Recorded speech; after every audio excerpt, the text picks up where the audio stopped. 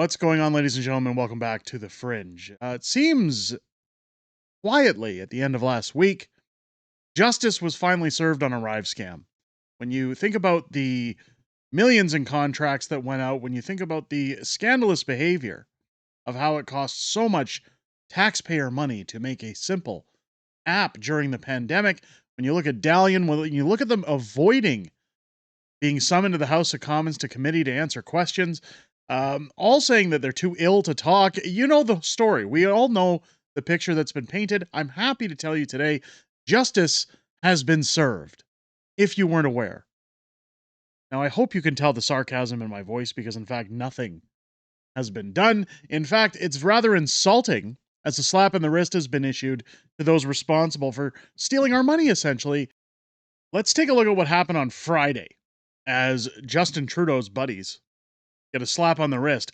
Company that worked on ARRIVESCAM app, barred from government contracts for 7 years. So keep your millions of dollars. Don't worry about everything. This is the company that also billed for more than 365 days within a year. The scandalous behavior, yeah, that's okay, right? This is our new government, ladies and gentlemen, by the way. This is our justice system. You know, truckers who went to Ottawa to talk about people's rights and freedoms might face 5 years in jail. This guy, little slap of the wrist, naughty, naughty, don't come back for 7 years. In 7 years, though, you're free to come back, get your government handouts.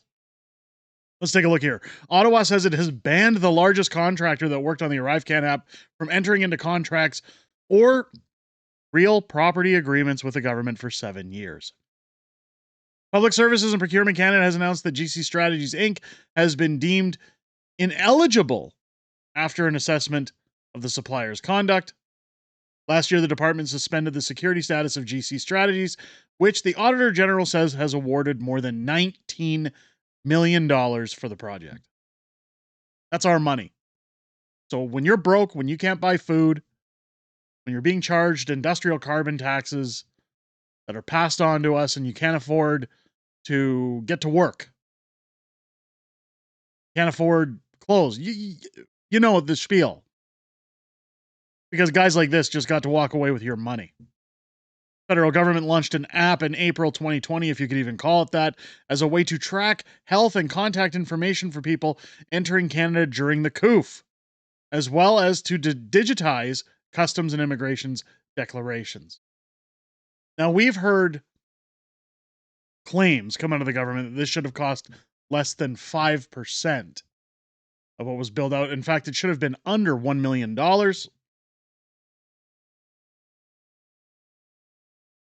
On Monday, Canada's Auditor General Karen Hogan is set to deliver an audit focusing on whether the contracts awarded and the payments made to GC Strategies and other companies were good value for money. Well, we already know that. We already know there's no good value for money.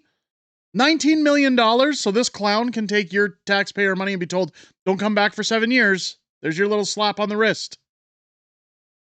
Public Services and Procurement Canada says the government continues to take action to strengthen the integrity of the procurement process. Yes, they're very much strengthening the integrity of our government by giving this guy a 7-year slap on the wrist. What's funny is good friend of the channel, lawyer Eva Chipiuk, tweeting in, seems like we're missing a few important parts to this story like theft, fraud, and jail.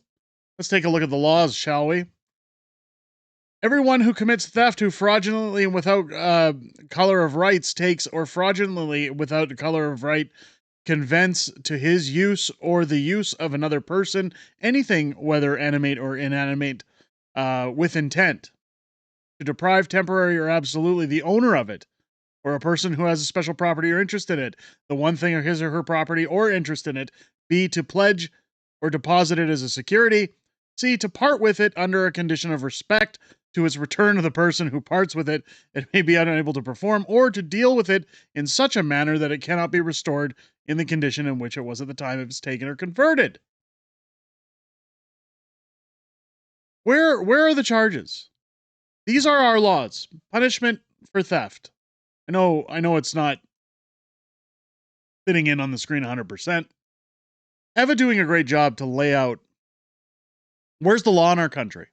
Why is it that Canadian citizens who speak up against their government, who legally protest, are given jail times, criminal records, solitary confinement, I might add.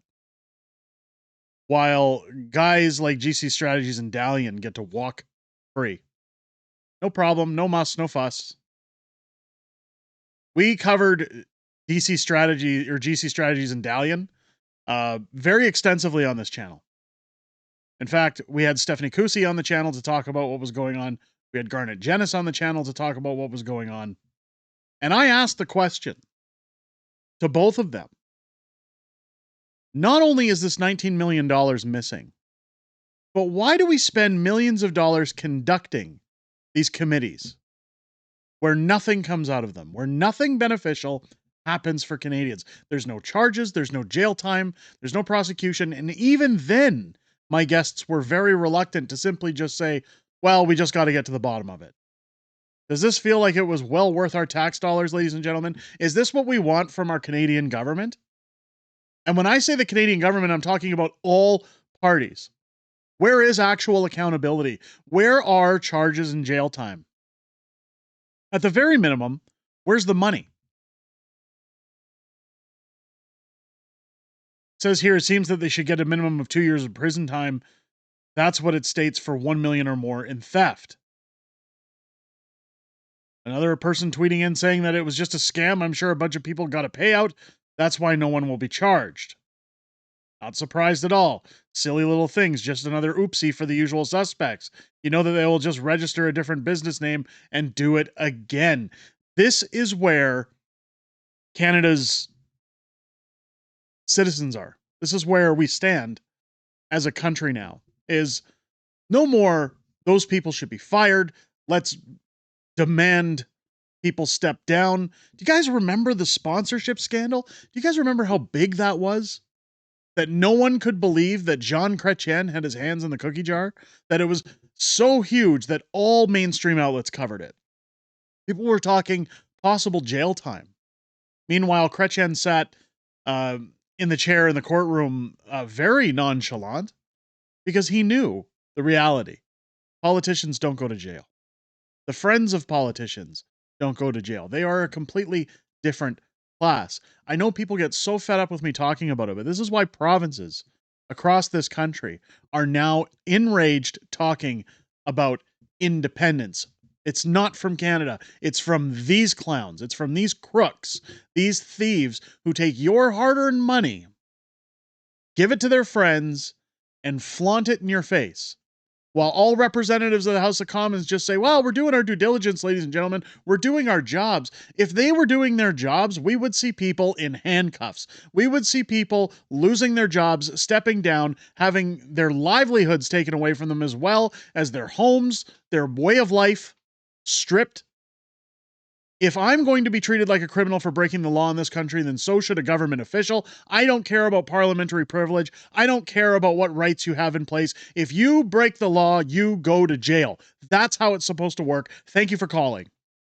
You don't pass go. You don't collect $200. Let me know what you guys think about this absolute miscarriage of our government system, of our justice system. Let me know what you think about these guys ripping off $20 million or more. I mean, I know they've said it's upwards of $50 million at this point. Let me know what you think about the government waste. Running these committees that essentially do nothing but give people the impression that the government actually gives a shit. Let me know your thoughts down below. If it's your first time here, I hope this video has earned your subscription. Make sure you hit that button. Turn on your bell for all notifications so you never miss a beat whenever a video drops on this channel. Join me live each and every Friday night for Friday Night Fringe, our weekly live streaming show where I'm joined by the beautiful Mrs. Fringe as we talk about everything that happened this week in politics, everything we know that's coming up in the week ahead, as well as back and forth Q&A within the greatest YouTube community on the platform, hands down. We like to goof around, show some memes, have some laughs, kick back, have some fun. I always look forward to chatting with you guys each and every week. I look most importantly forward to chatting with you this Friday, starting at 6 p.m. Pacific, 8 p.m. Central, here on the channel. With that said, ladies and gentlemen, I hope you enjoyed this video. Hope you have a great rest of your day.